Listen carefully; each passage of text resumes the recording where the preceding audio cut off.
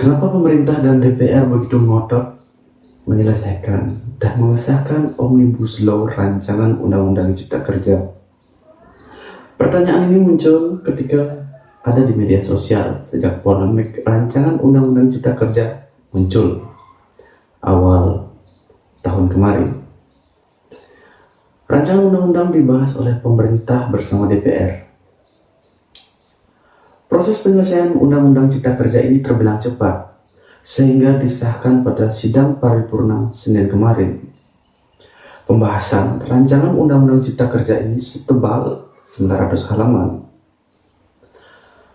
Hal itu hanya dilakukan dalam kurun waktu kurang dari 1 tahun. Sejumlah pihak pun menyoroti sikap pemerintah yang dinilai tidak transparan dan tergesa-gesa dalam pengesahan undang-undang tersebut. Padahal Indonesia saat ini berada di masa pandemi yang membutuhkan penanganan ekstra melalui kebijakan-kebijakan pemerintah. Lalu, kenapa pemerintah dan DPR menyebut menyelesaikan Omnibus Law rancangan Undang-Undang Cipta Kerja? Dosen Fisipol Diponegoro, Universitas Diponegoro, Wijayanto mengatakan, dengan pengesahan rancangan Undang-Undang Cipta Kerja, pemerintah untuk kesekian kalinya menguji kesabaran rakyat. Pengesahan undang-undang ini bikin kita geleng-geleng kepala. Pemerintah selalu saja ada cara untuk menguji kesabaran kita. Setelah kemarin Undang-Undang KPK, caranya juga seperti itu, kata Wijayanto.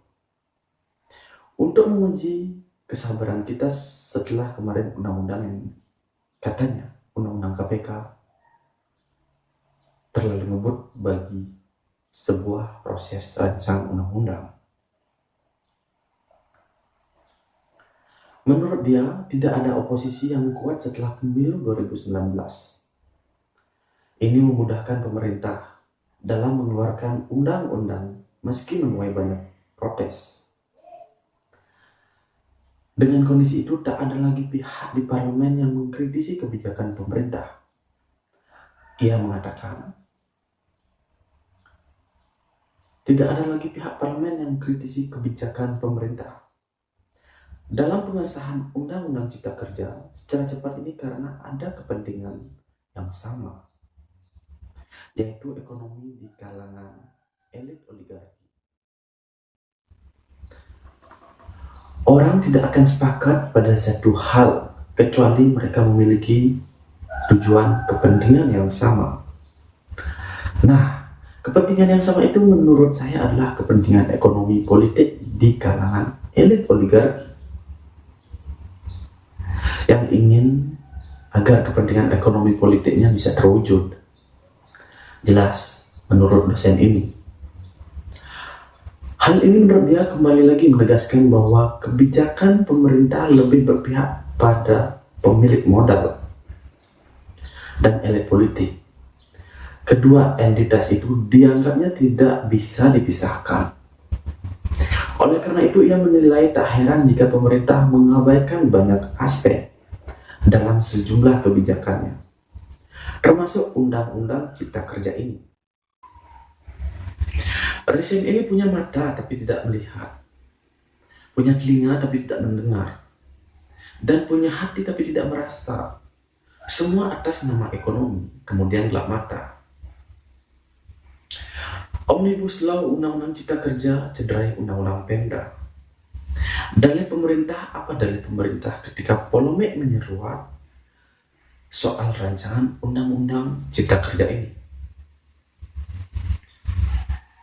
Menteri Koordinator Bidang Perekonomian Airlangga Hartarto menyebut Undang-Undang Cipta Kerja ini merupakan cara agar Indonesia bisa keluar dari status negara berpenghasilan rendah atau menengah. Bapak Joko Widodo dalam pelantikan presiden tahun kemarin telah menyampaikan kita punya potensi agar dapat keluar dari jebakan penghasilan menengah. Kata Bapak Airlangga, demi mewujudkan ambisi itu pemerintah harus menyediakan lapangan kerja dan meningkatkan kualitas tenaga kerja. Namun, diperlukan pemangkasan regulasi atau aturan yang iklim investasi di dalam negeri menarik.